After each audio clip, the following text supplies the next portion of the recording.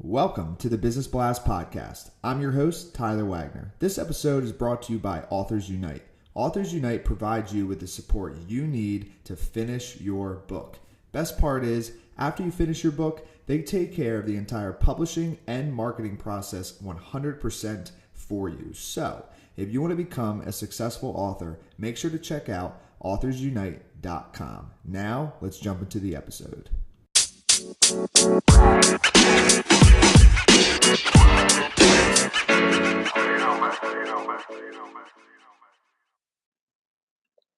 All right, everyone. Welcome back to another episode of the Business Blast Podcast. I'm your host, Tyler Wagner. Today, I have James Tracy with us. He's the founder of The Toughest Mile, where he is focused on changing the mindsets and lives of those dealing with challenges and obstacles in their life. So welcome to the show, man.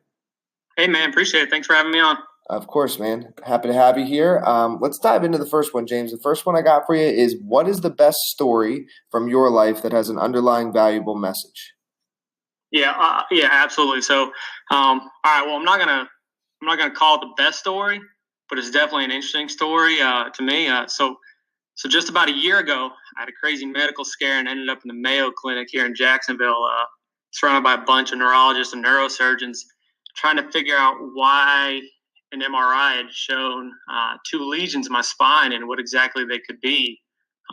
It's pretty scary stuff when they can't rule out cancer, tumors, or something like MS, and they say they can't operate to find out because I could end up just being a quadriplegic. So anyway, after a bunch of tests and months of waiting to see if they had changed at all, the docs decided they were probably just dead spots caused by an infection from another surgery I'd had a few months prior. The whole situation sort of shook me up pretty good, shook up the family. And I still deal with physical issues with it every day. But it just made my wife and I really step back and realize that life's too short, that tomorrow's never guaranteed, and that we really need to be grateful for what we have, because, the alternative could have been so much worse for me.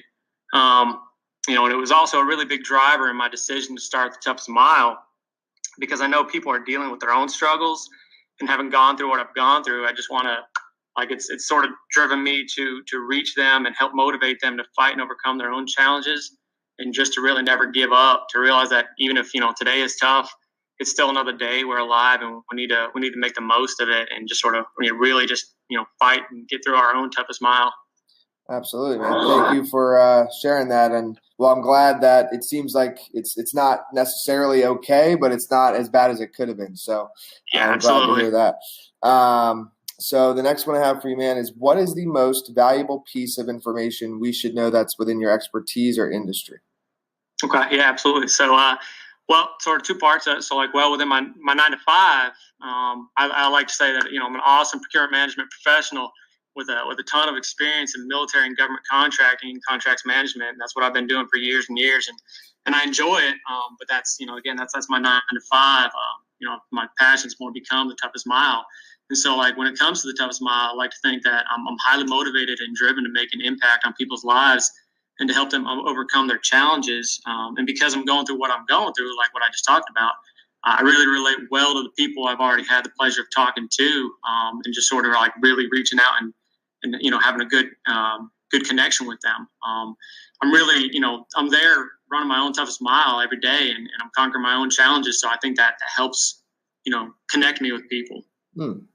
And then, what is your best piece of overall business advice? So not necessarily industry specific. Yes, no industry at all. Doesn't really matter where you're at. It really comes down to, take care of your people. Whether you have, 5 employees or 5,000 employees, you got to take care of your people.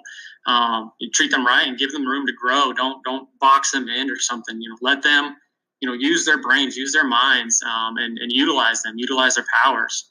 An organization just can't run without its people. And in my time in both the military and the federal government, I've heard the phrase, it's all about the mission, far too many times, way too many times. And it's just not true. It's not all about the mission. If your people aren't being taken care of the right way, the mission, whatever it might be, is probably going to end up failing.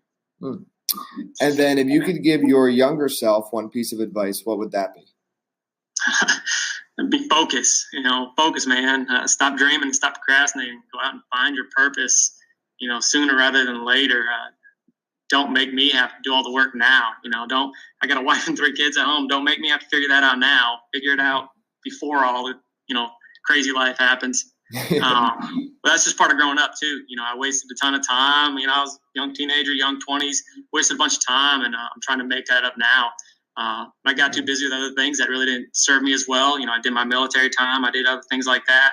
And I could have utilized it better.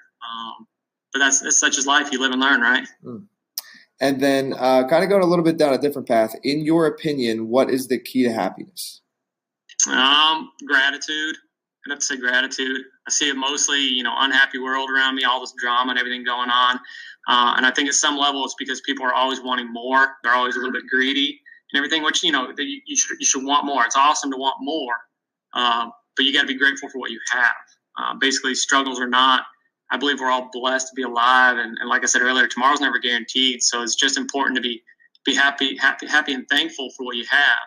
And really, I see that those who have that level of gratitude, they're a lot happier in their life. And then what is the best book that you've read, and what was the number one thing you learned from that? Okay, so right now I'm starting a new book.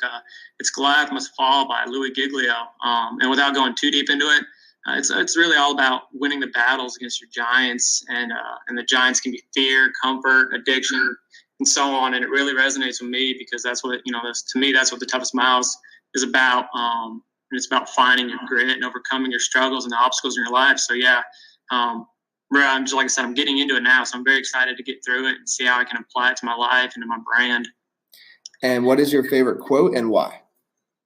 That would probably be, if you always do what you've always done, you always get what you always got. And I associate that quote to Henry Ford. And it's just a constant reminder to never settle and to always strive for a life of greater purpose. Keep that gratitude, like I mentioned earlier, but always strive to be better. Absolutely, man. Dude, thank you so much for coming on. The last one I have for you before we let you go is, where is the best place for people to find you online? Currently, that'd be LinkedIn. That's my main focus, and that's where I'm giving a lot of my attention, just sort of trying to grow the brand and connect with people that way. But I am working on my website, and I'll be standing that up soon and adding content here in the very near future. Perfect, man. Thanks again for jumping on. Absolutely. Thanks for having me, man. The podcast you just heard was published with Anchor. Got something you want to say to the creator of this show? Send them a voice message using the Anchor app, free for iOS and Android.